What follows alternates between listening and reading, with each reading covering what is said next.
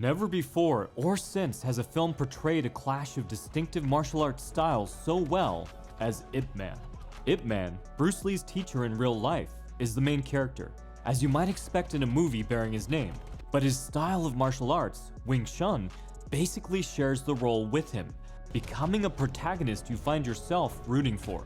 This is because, like Ip Man, Wing Shun is introduced as a prominent figure, a staple of the community that ends up representing the Chinese people, their right to defend themselves, and their pride in their culture. The antagonist of the film is the Japanese army, who come to deny the Chinese their right to live freely during the events of World War II. But the avatar of the Japanese in the film is karate. Once again, almost a character separate in itself. There's a lot to unpack in the themes and story of this movie, but it interweaves all the plot points, characters, and dueling philosophies into the struggle between these two styles of martial arts in a way that's simply masterful. Not only do Wing Shun and karate represent the ideals of the clashing cultures they originated from, and the two men who have mastered them, but the film goes one step further by explaining how the individual techniques and general strategies of each style have been shaped by these forces. And then, at the climax of the movie, we get to watch them pitted against each other. And while it's still about which man is better, it's more about whose style is based upon superior ideals. The philosophy that shaped the moveset of Wing Shun, the movie argues, is superior to the philosophy that shaped karate.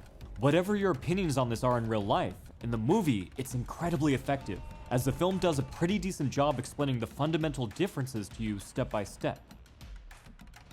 For instance, the first fight scene is between Ip Man and another Chinese teacher, who throws much bigger, wider shots. Ip Man counters these with his shorter, tighter shots that get there faster. Already, observant viewers would have noticed the same movements and play that are used on the wooden post in the very opening of the film. The choreographer, the legendary Sammo Hung,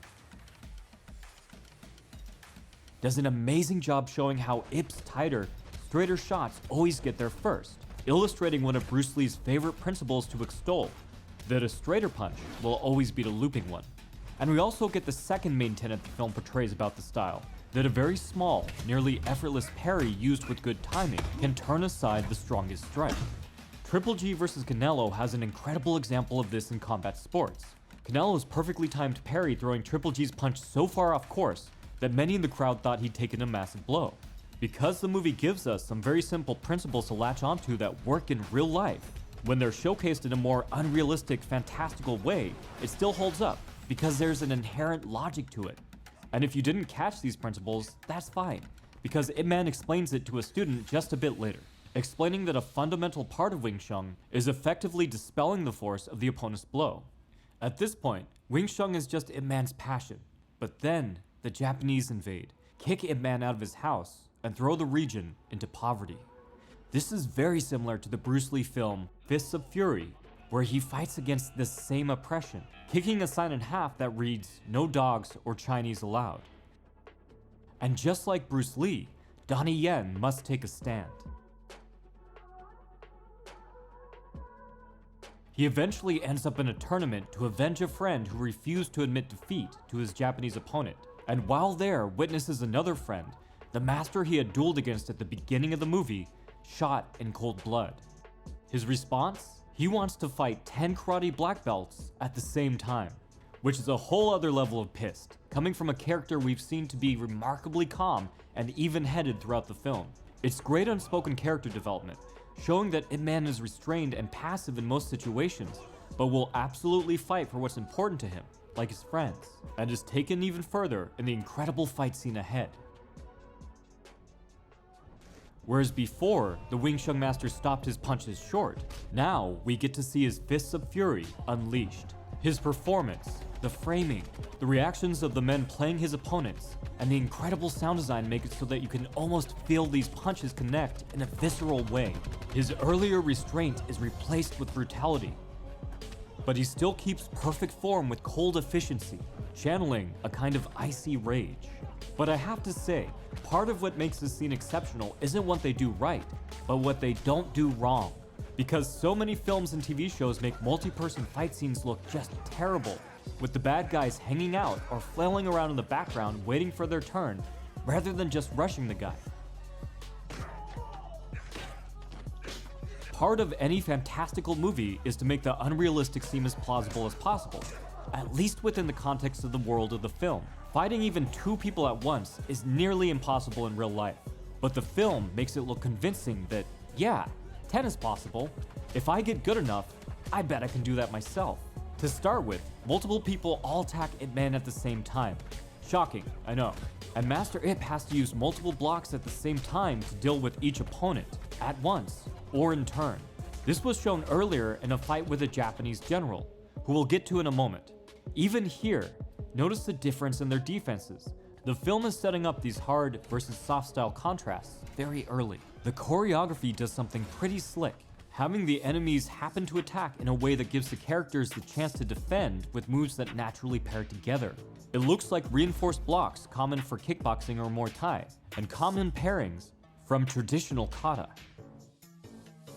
So, the action flows and makes sense when it very easily could have come across as horribly awkward. Hung also has opponents attack Ip Man as he's dealing with other people, forcing him to dodge out of the way in the last second, and places opponents behind Ip Man and the people he's fighting, giving an actual good reason for their delays in attacking him.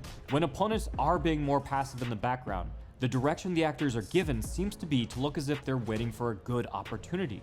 After all, you probably wouldn't want to rush in recklessly against a guy you just saw do this to your buddy. You'd want to wait until his attention was someplace else and then move in. Along with the reveal of the shocking speed of Ip Man's punches, we're also treated to the effects of his kicks for the first time. This is often called an oblique kick nowadays, and now it's popular in MMA, after years of keyboard warriors arguing it was a silly kung fu move. It's most similar to a kick from Savate, and Bruce Lee had it as a staple intercepting attack in his Jeet Kune Do, along with side kicks and eye pokes, predicting the striking style of the UFC's most dominant fighter decades before MMA was even a thing. And the movie adds one more layer to this scene in that it again parallels the same Bruce Lee movie mentioned earlier, as both face multiple karate masters at the same time. Lee used many of the same tricks to make that fight scene look comparatively good for its era.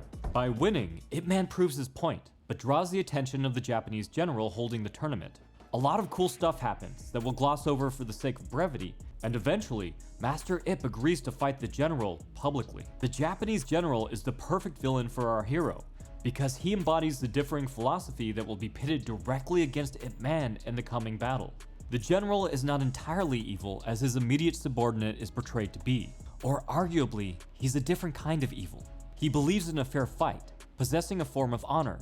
It's his subordinate that killed Ip Man's friend in cold blood, which the general disapproved of. Yet, he did nothing but warn his underling, caring more that protocol was broken and his reputation was stained than that a man had lost his life. His core tenet is that the strongest should rule, and that of course, his country is the strongest. He is rigid, unyielding, and brutal, striking with full force. Adding to the suspense of the upcoming battle is that the general's underling has promised to shoot Ip Man if he wins, despite the general wishing a fair fight. Finally, the two men face off against each other. The fight starts, and it's just fucking awesome.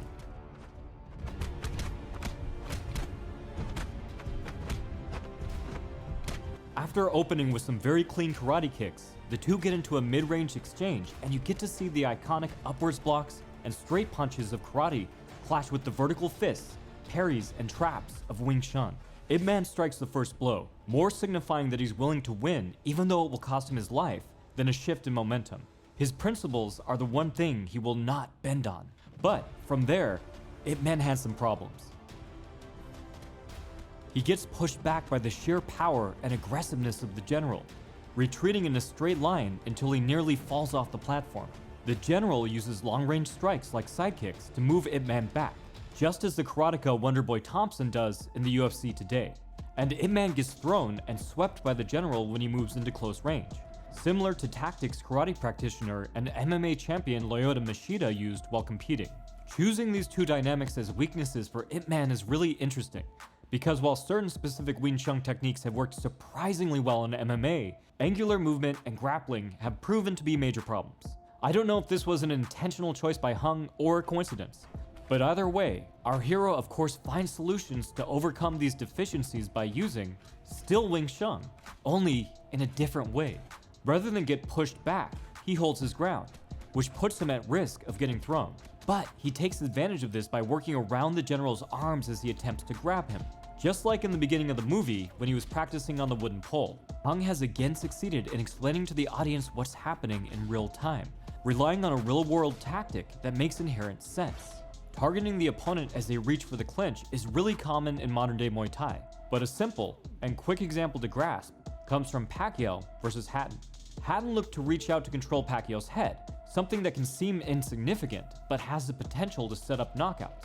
Pacquiao immediately responded by targeting the new opening, and Hatton had to give up the idea of controlling Pacquiao's position, especially after he got knocked out a short while later. Like Pac-Man, Ip Man is turning the opponent's strength into a weakness.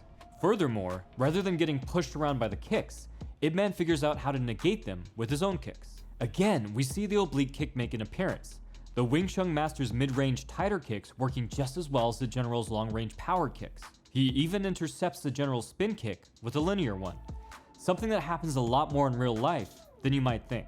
By being flexible and adjusting, Ip Man now dominates the fight, while the general's unyielding attitude only allows him to use the same weapons in the same way, only now trying to throw them even harder and faster. Ip Man still used Wing Shun, but he adjusted, going to different weapons, different tactics, and different techniques, bending so that he would not break. The general, on the other hand, is thoroughly beaten until he has no strength left, found now unworthy in his own eyes as the weaker man in a world that demands strength.